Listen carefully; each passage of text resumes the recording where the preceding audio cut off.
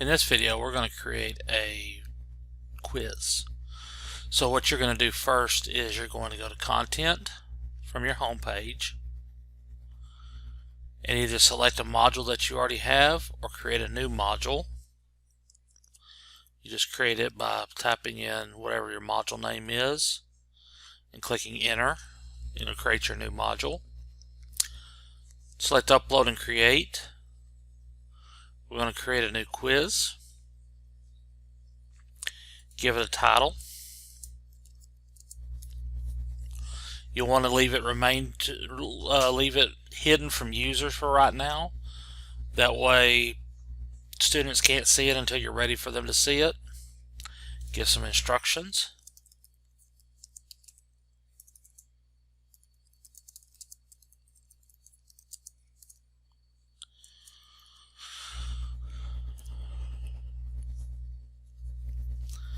And click Save.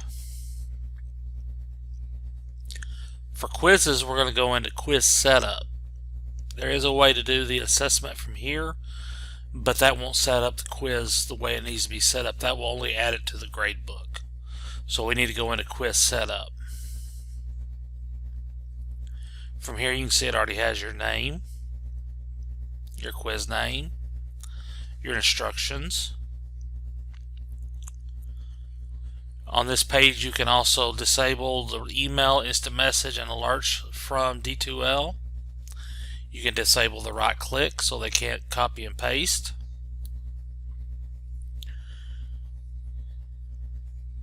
You can also add your questions right here under Quiz Questions. It says Add and Edit Questions.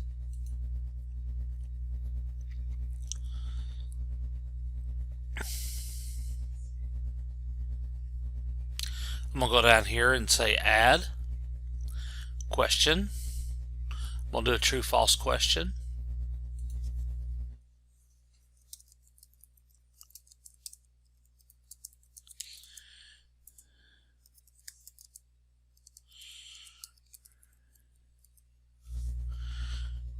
I'm going to click in the circle to put my answer choice. I can change the amount of points that it's worth.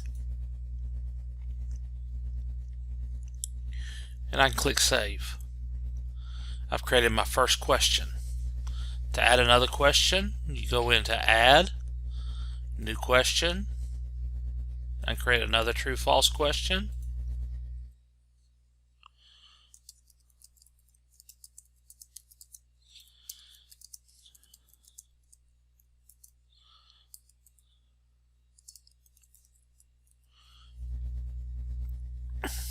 I can select false on this one. This is going to be worth 5 points. And click Save. You just keep building your test that way. If you wanted to do a multiple choice question, you would just select multiple choice. You can do a multi-select. You can do a written response, short answer, multi-short answer, fill in the blank, matching. You can do in your written response, this is where you would do your short answer or essay questions.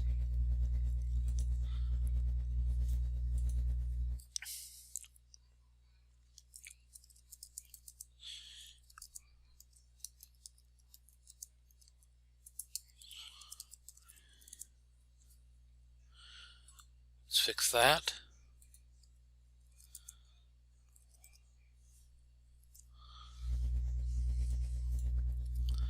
It's going to be worth 10 points. This Enable HTML editor will give them the same HTML editor that you have available in your when you're creating your content.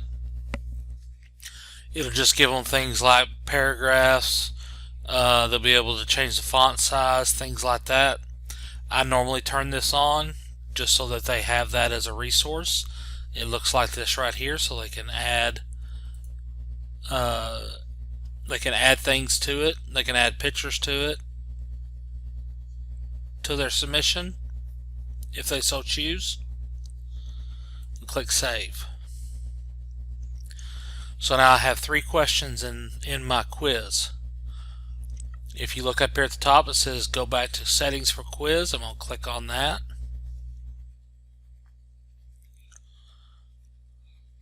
You can set the number of questions per page. I want 1 question per page. Click apply.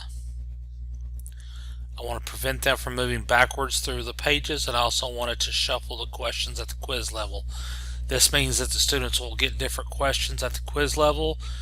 You don't necessarily have to set up question pools for that anymore, but it will shuffle those questions, so everybody should get a different question at a different time.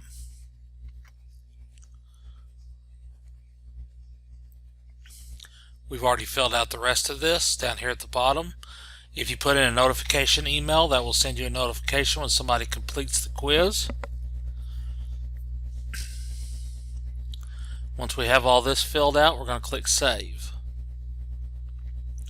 Then we're going to move over to Restrictions. See, it's still hidden from users. We're going to put a start date on it. I'm going to say it can start now, or you could put in the date by clicking Date and Time. We'll let it start at 3 o'clock. End time.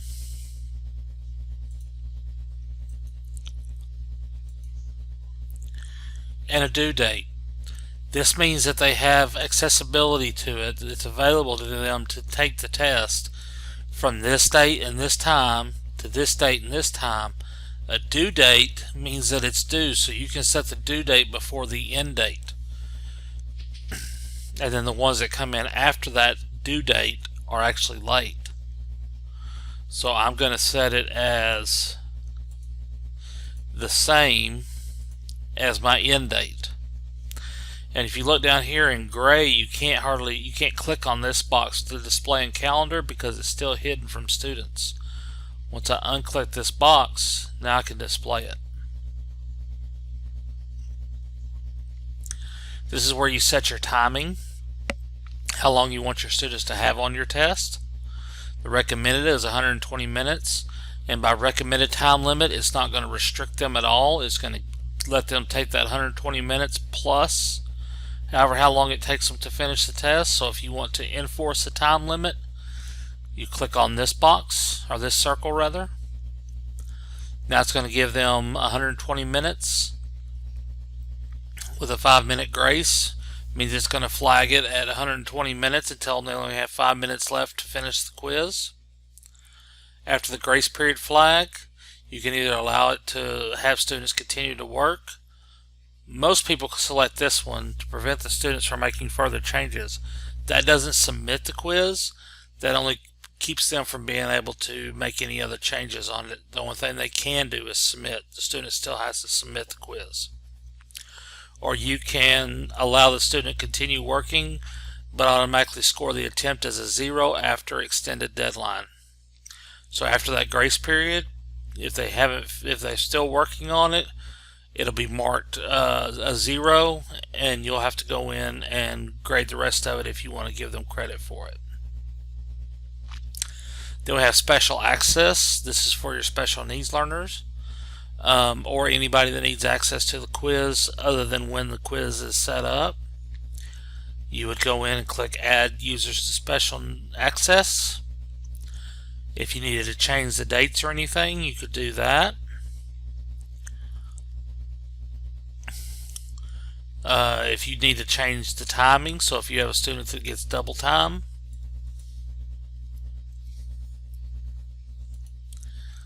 you're going to leave the grace period as 5 minutes, that's fine, or you can click this box to alter it.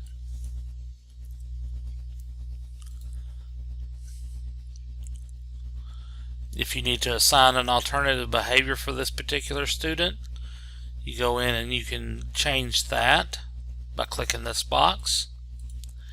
If you need to override attempts, you click it here, and then you just put in your student that gets special access. You can search for them.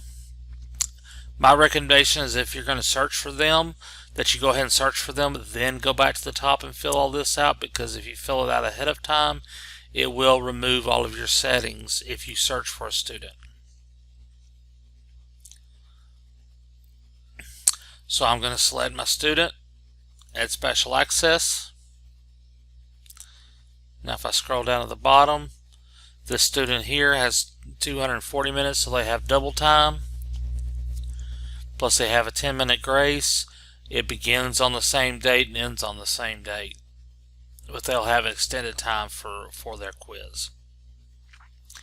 Now I'm going to go in and fill out the assessment. If you want it to automatically grade, if you're doing multiple choice true false and you want to go ahead and grade those, click this box. Add a grade item. And we'll give it the same name. And what I'm doing now is adding this to the gradebook.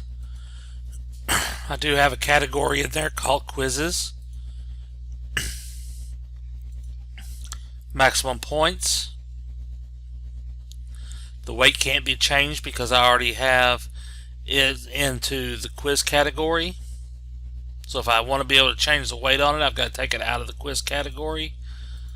So I just say none, and then I can add a weight.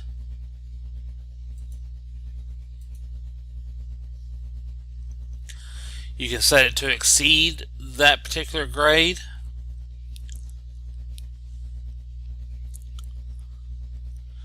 And this restrictions hide from users. This is hiding the grade item from them. It's not hiding the actual assignment from them. It's hiding the grade item from them. Click Save. Then you can automatically export to grades if you so choose. If you want to go through and grade it before grades are released, you can just publish grades after that. The number of attempts, they can have unlimited up to 10. Most everybody selects 1. And then you have grade calculation, overall grade calculation. How do you want it to take on that? Do you want it to show the highest attempt, the lowest attempt, the average of all attempts, the first attempt, or the last attempt? That's what will show in the grade book. So we're going to select highest attempt, and we're going to click Save. It's going to take me back up to the top of the page, so I can look through and make sure that I have everything done correctly. Go back to restrictions. I have it unhidden from users. I have everything set up in properties. Make sure you have everything set up before you click Save and Close, because the quiz will go away. It will go into activities. Once I'm satisfied with everything, I click Save and Close.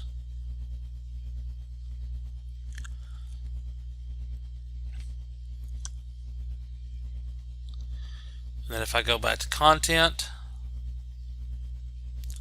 to Module 2, I can see I have my quiz set up with the due dates, the start date, the end date, and the instructions for doing so. And students just click on Quiz 1 to go into the quiz. Now if I wanted to preview what it looked like to students, I'm going to click on this down arrow. In Activities and Quizzes,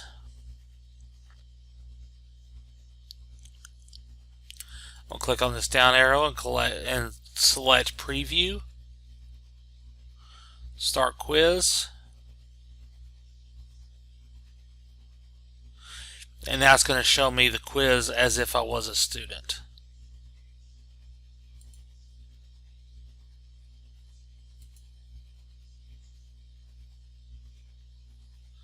So you can see that they're not all in the same order as the way that I put them in, so you can make sure that it's set up correctly.